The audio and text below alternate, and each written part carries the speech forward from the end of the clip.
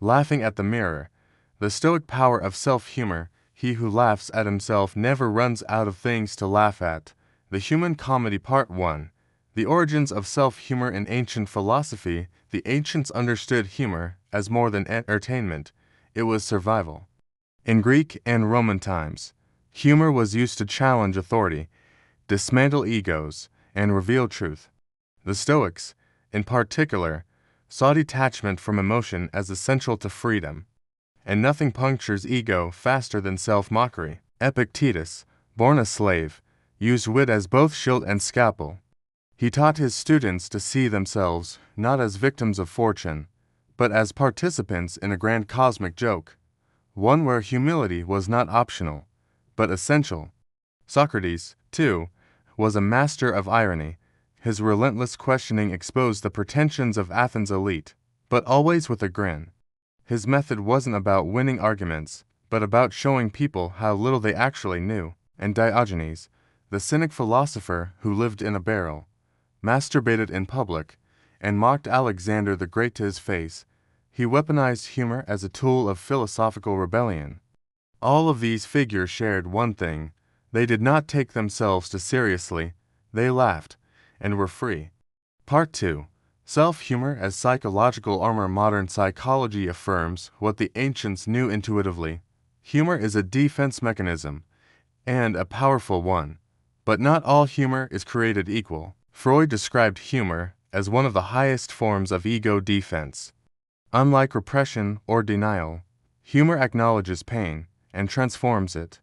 And the most adaptive, mature form of humor, self-directed humor. Psychologists call it self-enhancing humor. It's the ability to maintain a humorous perspective, especially during stress. This doesn't mean self-deprecation that borders on self-hatred. It means self-awareness, the ability to laugh with yourself, not at yourself. Studies show that people who score high on self-enhancing humor tend to have better emotional regulation, experience less depression and anxiety, handle criticism more constructively, maintain stronger relationships. When you laugh at yourself, you deny others the power to wound you. You control the narrative, you become the narrator, not the victim. Part 3. Socratic irony and the art of undermining the ego. Socrates is often called the father of Western philosophy. But he was also the original philosophical troll. His method, the Socratic method, was a form of playful dismantling. He would feign ignorance, ask deceptively simple questions, and then gradually reveal the absurdity of someone's belief. His favorite phrase, "I know that I know nothing," was this false modesty.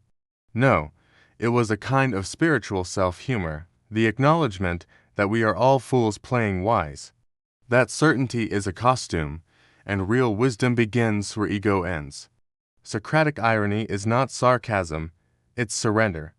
A yielding of the ego in service of deeper truth. Today, in a world where everyone is certain and nobody is listening, Socratic irony is an act of philosophical resistance. To admit your ignorance is not weakness, it's a courageous form of clarity. To laugh at your pretensions is not shame, it's liberation. Part 5. Charlie Chaplin and the silent power of self-ridicule. Charlie Chaplin didn't speak for the first decade of his film career, and yet the world heard him loud and clear. Through his iconic character, the tramp, Chaplin turned misfortune into comedy. Hunger, rejection, injustice, all became moments of grace, framed with humility and laughter. His genius wasn't just in timing, it was in tenderness. He made pain human and funny. One scene from modern times shows him trapped in the gears of a factory machine. He struggles, panics, gets crushed, and keeps going. That's self-humor in motion. We fall, we flail, and we laugh, not because it's easy, but because we choose to rise laughing instead of crying. Part 4. The Wise Clown, Diogenes and the Laughing Cynic. Diogenes was a philosopher of dirt, dogs, and disruption. He lived in a barrel, urinated in public, and once told Alexander the Great to stand out of my sunlight. But Diogenes wasn't mad. He was radically sane. He mocked society's values by embodying the opposite: poverty instead of wealth, shamelessness instead of pride, and laughter instead of fear. Diogenes laughed at himself so thoroughly that no one else could hurt him. He lived naked in the absurdity of life, and through his laughter, exposed the seriousness of others as vanity. He reminds us, when you drop the illusion of self-importance, freedom follows. Part 6.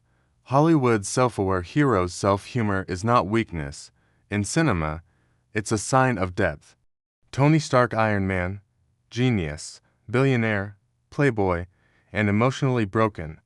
His sarcasm hides pain, but also insight. He knows he's flawed, and that saves him. Deadpool, his body is broken, his face disfigured, his mind chaotic, but his greatest weapon is humor. He survives, because he refuses to take himself seriously. Jack Sparrow, a pirate? Yes, but also a mirror of chaos wrapped in charisma. Jack bumbles, stumbles, and dances through danger, not with arrogance, but absurdity. These characters are admired not because they re perfect, but because they know they re not, and they own it. They invite us to laugh at ourselves, and find power in the process. Part 7. When leaders learn to laugh at themselves. Some of history's greatest leaders wielded humor like a sword, but pointed it at themselves. Abraham Lincoln once said, "If I were two-faced, would I be wearing this one?" Winston Churchill, when insulted, replied, "Yes, madam, I am drunk. But in the morning, I shall be sober, and you will still be ugly." Nelson Mandela, after decades in prison, radiated warmth and calm, even when mocked. These leaders showed that vulnerability ain't weakness, it's human. That humor, especially self-directed, builds trust, diffuses tension, and deepens respect. Part 9. Tools for building self-humor. Here are 5 practices to cultivate the Stoic art of laughing at yourself. The mirror ritual. Look at yourself daily and name your flaws. Gently, honestly, playfully. Journaling the absurd. Write down your daily embarrassments and give them funny titles. The wrong hat game. Imagine yourself in ridiculous situations. On purpose. Mental role play trains humility. Mindful mistakes. Catch yourself in errors and smile. Literally. Deliberate clumsiness. Do small things poorly on purpose. Pour water left-handed. Wear socks that don't match. To detach from perfectionism. These practices build lightness, not just in the moment, but in your identity. Part 8. The neuroscience of laughing at yourself. Laughter triggers the release of endorphins and lowers cortisol, the stress hormone. But when the joke is on you, and you re the one telling it, the effects are amplified. Self-deprecating humor activates areas of the brain associated with emotional regulation, empathy, and reflection. In short, laughing at yourself literally rewires your brain to be more resilient. It's not just emotional, it's neurological. Part 10. Why laughing at yourself is spiritual strength. To laugh at yourself is to transcend yourself. To release the grip of ego, to become less brittle, more breathable. The Stoics taught, you are not your name, your status, your successes, or your failures. You are what remains when those are stripped away. Self-humor is a training in loss and lightness. It's not about being funny. It's about being free. The man who can laugh at his own fall stumbles less often. The woman who can mock her own ambition seeks less validation. The soul who chuckles at its own drama becomes spacious. So laugh at your quirks, your flaws, your humanity, because if you do, you'll never run out of things to laugh at. And you'll never run out of reasons to be free.